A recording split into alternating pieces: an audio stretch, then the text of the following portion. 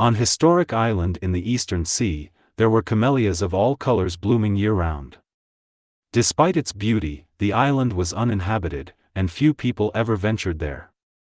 One day, a young man named Chang from Dengzhou, who loved hunting and adventure, heard about this beautiful place. Intrigued, he packed some food and wine and rowed to the island in a small boat. Upon arrival, he found the flowers more stunning than he'd expected. Their fragrance spread for miles, and the trees, many as thick as several armfuls, added to the breathtaking scenery. Wandering around and enjoying the surroundings, he opened a flask of wine, lamenting that he had no one to share it with. Suddenly, a beautiful young woman with bright eyes, dressed in red, emerged from one of the camellias. She seemed startled to see Chang and said, "Oh, I didn't expect anyone else to be here." Chang was taken aback by her sudden appearance and asked where she had come from.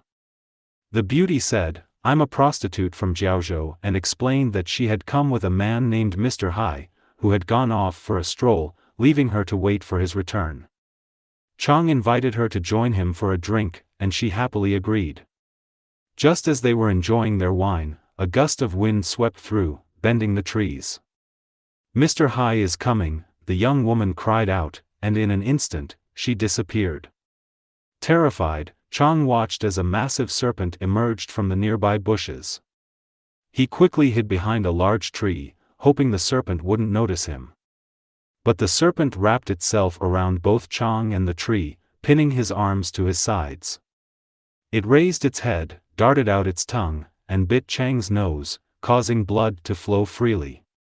As the serpent began to suck the blood, Chang, believing his end was near, remembered he had some fox poison in his pocket.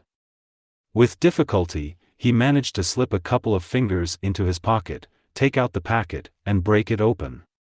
He let the powder lie in his palm and positioned his hand so that the blood from his nose dripped into it.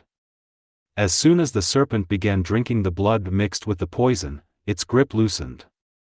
It thrashed violently, slamming its tail into the ground and then against another tree, snapping it in half before finally stretching out and dying. Exhausted and barely able to stand, Chang eventually managed to get up and carry the serpent's body away. He was bedridden for over a month afterward and couldn't shake off the suspicion that the young woman might have been the serpent in disguise.